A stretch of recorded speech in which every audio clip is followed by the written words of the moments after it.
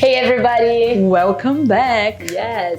We are here today because we're going to talk about a cute thing. Sim, esse vídeo hoje é sobre uma das minhas coisas favoritas no mundo, que são dogs. Melhor que muita gente.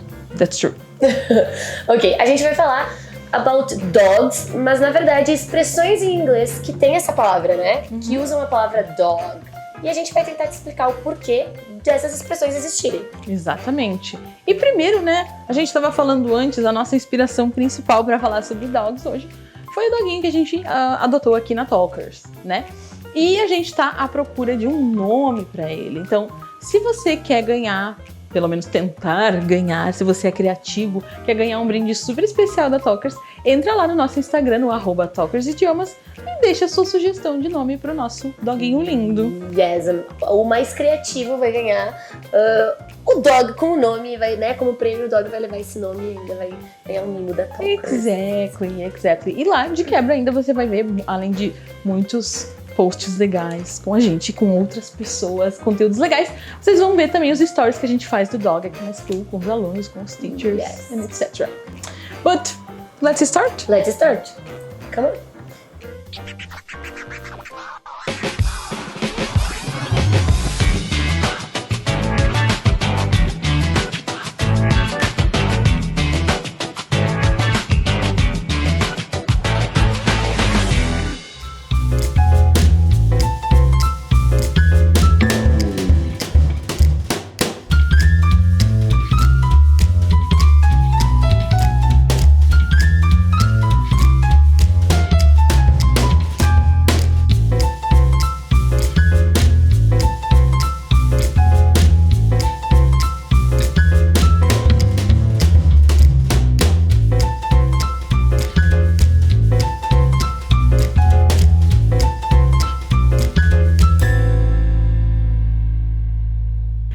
Então, como a Marina estava dizendo, nesse vídeo a gente vai falar sobre expressões que têm uma palavra dog, mas que não são usadas para se referir a dogs em particular. Isso, são frases que a gente usa, a gente chama de idioms, né? É, de uma forma assim, metafórica, poderíamos dizer. Yes, that's right. É o que a gente chama em português de expressões idiomáticas. Yes. Right? So, the first expression... A dog's life. Essa é muito parecida com o português, né? Vida de cão. Diz que tem uma vida de cão, mas por que a gente diz que tem uma dog's life? Isso, é porque, pelo menos a origem dessa expressão vem que hoje em dia a gente sabe que, né, os cachorros são os nossos bebês, são tratados como como Pets, filhos, né? gente? São pets, são muito próximos. Tem gente que é pai, né, e mãe de dog. É, exatamente. Só que nem sempre foi assim, né? No século XVI, os pobres dogs, eles trabalhavam demais. Eles tinham que trabalhar pesado para ajudar os agricultores, eles faziam força, exatamente. Então, é por isso que a gente usa hoje, né, essa expressão, in English, a dog's life. É, então uma vida de cão é aquela vida que sofrida, né? Exatamente. Que cansativa. Então, justamente por conta disso, os dogs, eles, né, they used to work. A lot, então, eles yes. trabalhavam, por isso a dog's life. Mas felizmente a sorte mudou pra eles, né? É, a gente ainda vê, né, em algumas fazendas, assim, são aqueles cães pastores que existem, isso, né? Isso. Que organizam as ovelhas, ajudam. Que eles têm que correr e tal, pra Isso. fazer, mas nada que, tipo, que eles não curtam, não é nada... É, na verdade, esses cachorros são sempre, é sempre uma raça, agora eu não vou lembrar, Border Collie, eu acho que é. Yes, that's right. Que é usado pra esse tipo de coisa, mas a gente não vê assim, em excesso, ou todos os cachorros fazendo isso, eles são mais nossos companheiros, né?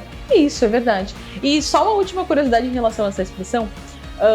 Charlie Chaplin, pra quem não sabe, né, que foi um dos primeiros grandes diretores de cinema, ele tem um curta chamado Dog's Life, A Dog's Life, onde mostra ele, né, o personagem dele, enfim, né, do Carlitos, ele e um cachorro, tipo, que os dois são moradores de rua, então eles andam pra lá e pra cá, tentando ganhar vida. Realmente, a dog's life. Dog's life, yes.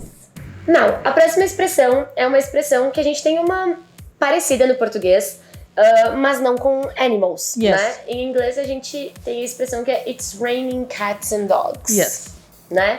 Quando tá chovendo muito, a gente diz It's raining cats and dogs. No português a gente diria tá chovendo canivete, né?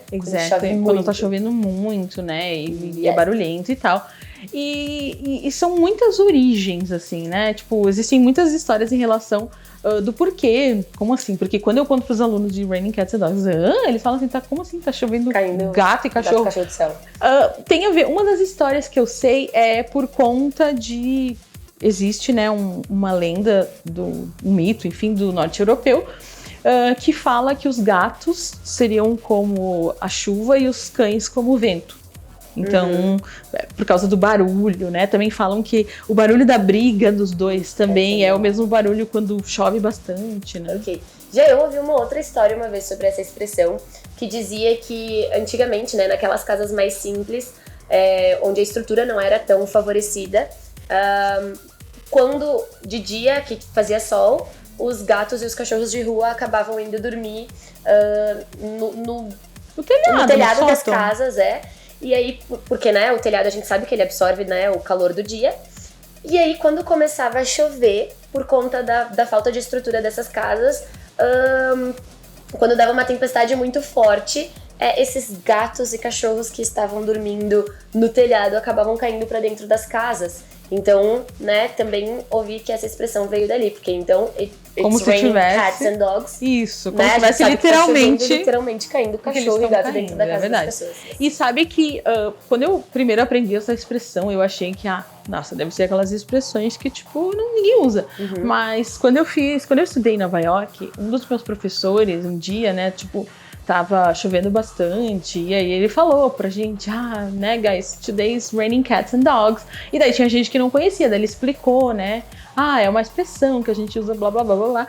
E eu vi, no tempo que eu tive lá, eu vi várias pessoas usando, então, realmente, não é uma coisa que é aquelas coisas que a gente aprende e não se usa, realmente se usa bastante. E em relação a expressões, é legal a gente falar isso, né, a gente tem outros vídeos aqui no canal que falam de expressões, mas é sempre legal a gente tentar usar essas expressões no nosso dia a dia, enfim, quando a gente tá falando em inglês, porque isso demonstra uma certa o conhecimento da língua. Torna a nossa fala mais natural também, né, eu acho. Exato, e a gente fica parecendo mais fluente do que a gente, né? Exatamente. E fora que você tá praticando.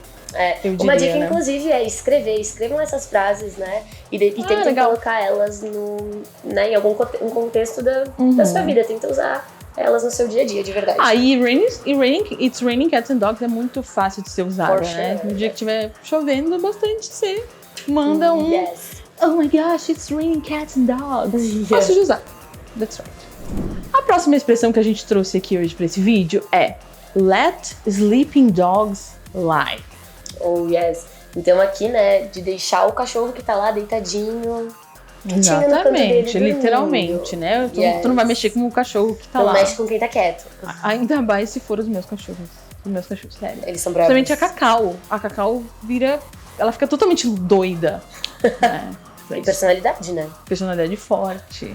Ok. Mas essa expressão, então, a gente vai usar justamente pra isso, né? Que se um cachorro tá dormindo, se a gente for lá enticar com ele, mexer com ele, ele provavelmente vai ficar irritado com isso. Pode te morder, né? Se não for um cachorro que você conhece, enfim. É verdade. Então pode ser perigoso mexer com um cachorro que tá dormindo tranquilo. Então, let sleeping dogs lie. E o sentido aqui dessa expressão seria de que é melhor não mexer com coisas do passado, né? Tipo, uma coisa que já foi, ou também se envolver com algo que vai trazer uma confusão. História que já foi resolvida, né? Exatamente, não trazer de volta. Ou seja, se já foi resolvida, não traz ela de volta. Não vai, remexer, né? Enfim, no passado, nisso que pode te trazer problemas. Então, let sleeping dogs fly, né? É importante a gente falar do lie aqui também nessa expressão, né? Porque lie tem a coisa do mentir. A gente geralmente conhece essa, né? Eu acho que ela é mais usada nesse sentido. O verbo lie, né? Tem o sentido de mentir, sim. Mas a gente usa também pro sentido de deitar. De deitado também, né? Enfim, aqui, acho que nem a Marina disse antes, a expressão é tipo, deixa o cachorro que tá dormindo deitado lá, sabe? Não vai mexer com ele. Então, é isso, né? Uma expressão que também é legal de usar. Ok, the next one, right, que a gente vai falar aqui é uma expressão que eu contei pra Marina antes, eu aprendi assistindo um filme que se chamava Wag the Dog. Marina, você sabe o que quer dizer wag? Não. Don't know? Wag é o verbo que a gente usa pro movimento que a cauda do dog faz. Ou seja, abanar, né? A gente fala, o dog tá, sei lá, balançando o rabo, abanando o rabo. Yeah, exactly. E a expressão em inglês para falar quando um dog tá abanando o rabo é wagging the tail, né? A gente usa essa expressão, wagging the tail. E wag the dog, né? Como geralmente a gente fala wagging the tail, existe uma expressão em inglês que diz assim, it's the tail wagging the dog. Ou seja, o contrário, tipo, o rabo abanando o cachorro. O rabo abanando o cachorro, verdade. Então, essa expressão, ela quer dizer que, geralmente... Pode falar. O poste tá mijando dos cachorros. Eu ia falar dessa expressão mesmo, eu não queria falar porque é meio grosseiro. Mas a gente usa bastante, exatamente. Minha mãe diz isso muito. É o poste mijando nos cachorros. Ou então, quer ensinar o padre a rezar a missa. Isso, ensinar o padre a rezar a missa. Às vezes é verdade, isso mesmo. Mas geralmente essa expressão quer dizer, né, fala a respeito de pessoas poderosas ou importantes ou, sei lá, mais grandonas, enfim, que são comandadas, enfim. Por alguém inferior. Por alguém inferior, exatamente, que tenha menos poder, enfim. Então por isso que a gente usa o wag the dog, que vem disso, né?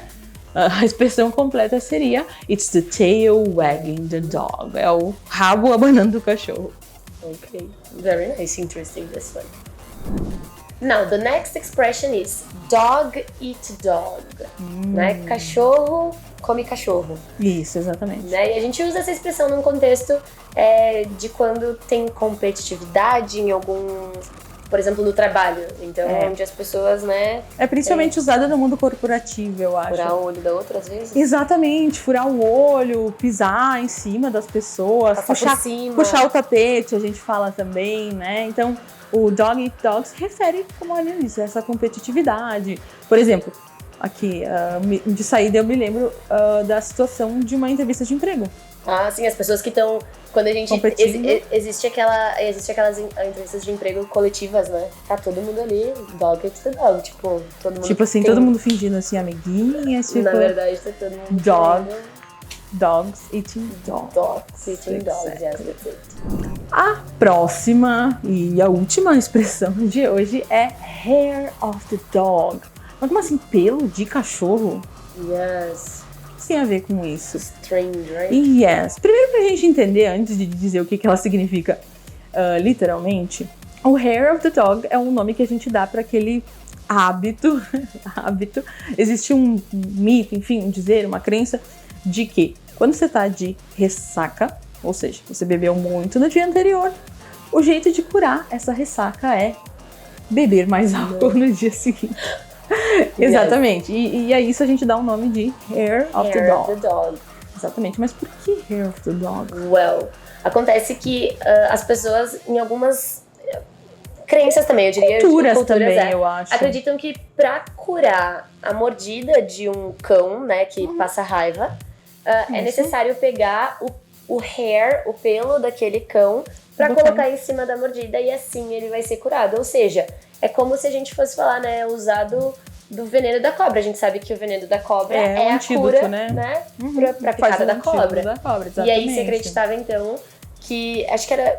Nessa cultura acreditava-se que quando o cachorro mordia alguém, né, as doenças que ele podia transmitir, podia ser evitada com aquele pelo ali. Isso. E aí, quando a pessoa bebe demais, pra curar essa ressaca, bebe mais um pouco. Ou seja, usar a mesma tática, né? De aquilo que te deixou mal pode te curar também. Exatamente. Então, é uma associação ali, né? Então, assim surgiu o hair of the dog. Do you believe? No, I don't. Não acredito nisso, não. Aliás, se eu tô de ressaca, a última coisa que eu quero é beber de novo. Ah, yes. It's bad. Geralmente, quando uma pessoa bebe bastante, né? A primeira coisa que ela faz quando ela acorda de ressaca é prometer que ela jamais. Eu já vi isso em muitos filmes. Quando a pessoa acorda e diz assim, oh my God, I will never drink again. I will never drink alcohol again. Né? Yes. That's right. Ok! E a gente quer saber, muito importante, se você tem dogs. If you got any dogs. Porque Ai, eu já falei aqui, tá soando repetitivo, né? Mas eu amo, I love dogs, Yes. alright? E a gente quer saber o nome dos seus dogs. Yes. Comenta aqui se você tem o seu dog, qual é o nome dele, se você tem outros pets também, né? Isso, pode ser que no cats. próximo Or a vídeo rabbit. pode ser que no próximo vídeo a gente use outros pets pra fazer animals, idioms and expressions. Exactly! Eu acabei de lembrar que tem muitas expressions com cats. Yes. Porque afinal de contas ele já fez uma aparição aqui, né, no Cats and Dogs.